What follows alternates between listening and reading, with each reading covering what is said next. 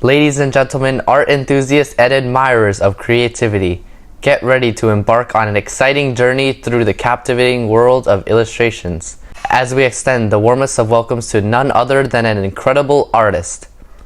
With brushes that seem to dance on canvas and colors that come alive, our guest has a unique ability to transport us to different times and places through his mesmerizing illustrations. Renowned for his impeccable attention to detail, his illustrations breathe life into the characters he brings forth. Whether it's the vibrant expressions on the faces or the intricate backgrounds that hold hidden stories of their own, each of his creations is a masterpiece that invites us to step into its world. From heartwarming children's book to powerful historical narratives, his artistic versatility knows no bounds. He is the award-winning illustrator of Coolies, the banned book that inspired this UNBAN COOLIES channel. So join me in giving a resounding welcome to the maestro of illustrations himself, Chris Soentpiet. Wow, what a poetic introduction. I am humbled. Thank you so much, Christopher. Enough of me talking, let's get to the questions. Did your artistic ability come from learning, or was it a natural gift? I believe I had an innate artistic talent, but it was my mother, Harriet Hankel, who guided me by enrolling me in an after-school art program and making sure I attended my school's Talented and Gifted TAG program. Is there anyone that inspired you to be an illustrator? During my senior year at Pratt Institute in Brooklyn, New York, an impactful moment has happened when a visiting artist gave a presentation. This artist was none other than Ted Lewin, an underrated illustrator of children's books. Ted Lewin's knack for storytelling and illustrations left me in sheer admiration. We had similar styles of painting. So after his presentation, I showed him my portfolio. With his encouragement and advice, he said I should get into children's books. And it was that moment that shaped my career trajectory. Ted Lewin stands as a key figure in my artistic journey. While exploring your body of work, I couldn't help but notice a recurring theme in your books, namely diversity. Is this a deliberate choice on your part?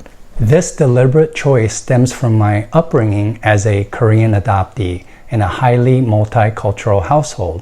My mother is of Irish descent, my father is Indonesian, and I have a Hawaiian adopted brother. Besides, I also live in cultural diverse New York City, which further reinforces the significance of embracing all individuals, irrespective of their skin color, echoing the sentiment of Dr. Martin Luther King's teachings. Speaking of Dr. King, you have collaborated with Dr. Martin Luther King's older sister on a book about Dr. King called My Brother Martin. Could you tell us more about how that came to be?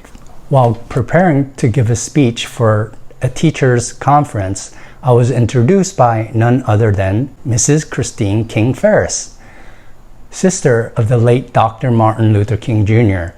This encounter led to a remarkable collaboration, a book recounting her childhood alongside her iconic brother.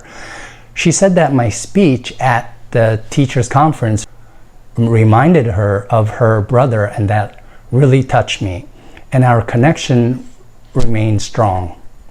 With the publisher's approval, a book project was underway. A trip to Atlanta's King Center where I explored the sites of Dr. King's upbringing. It helped me with the vision for the book.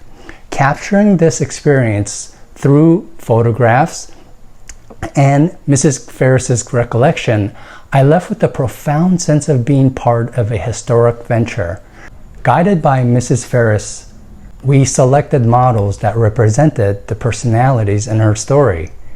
These included Christine's own family members, her grandnephews portraying Martin Jr. and AD, her daughter embodying Mother Dear, and the current pastor of Ebenezer Baptist as Daddy King. The involvement of close friends and family enriched the project.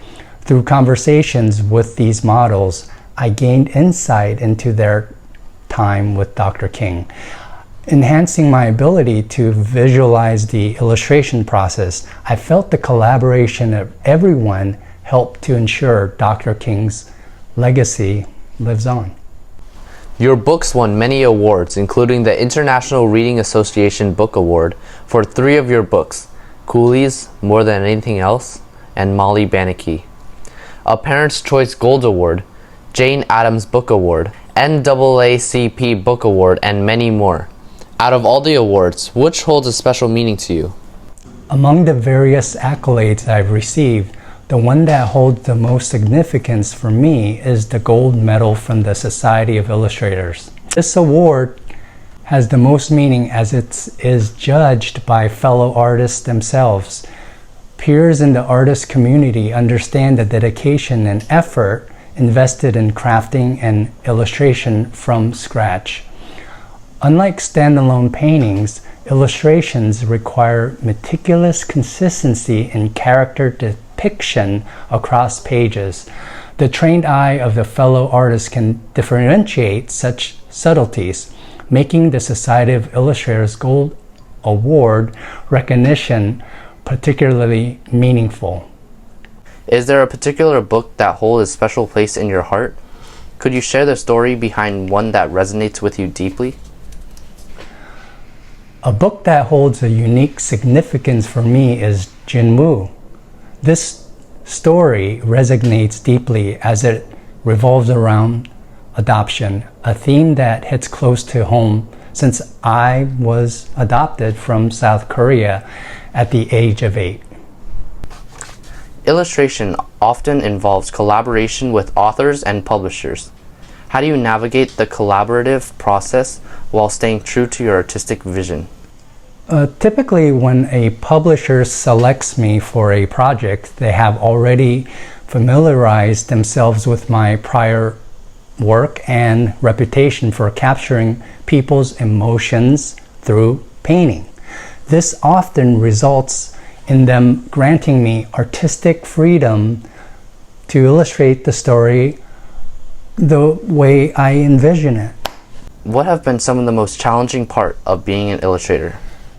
Yes, the greatest challenge is encountering situations where my books are banned.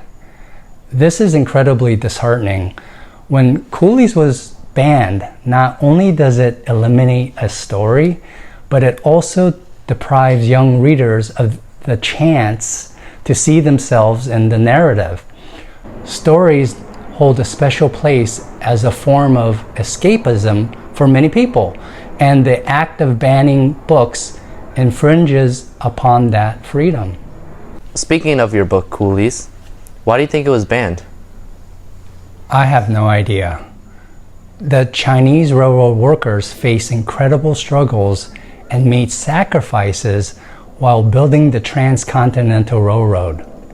Enduring harsh working conditions, dangerous environments, and racial discriminations, their dedication, hard work, and sacrifice helped connect the East and West Coast of United States, shaping the nation's history and economy. Banning this book basically erases their contribution and history in American society. Lastly, aside from working on your illustrations, are there any other projects you've been working on? I've been visiting schools for over 20 years, and I enjoy seeing people's reactions to my books.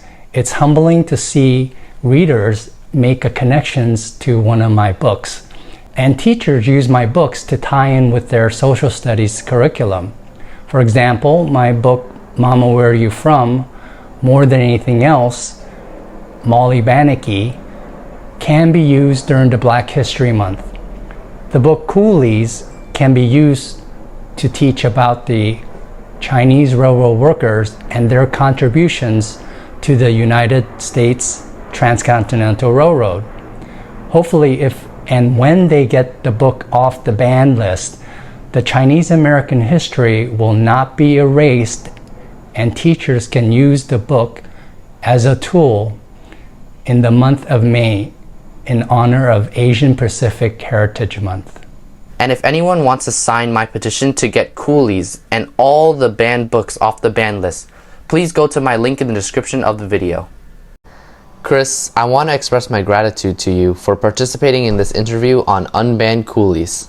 Christopher, I'd like to extend my kudos to you for spreading the awareness about book ban and advocating for diverse books. I wish you a million subscribers. Thank you. Be well.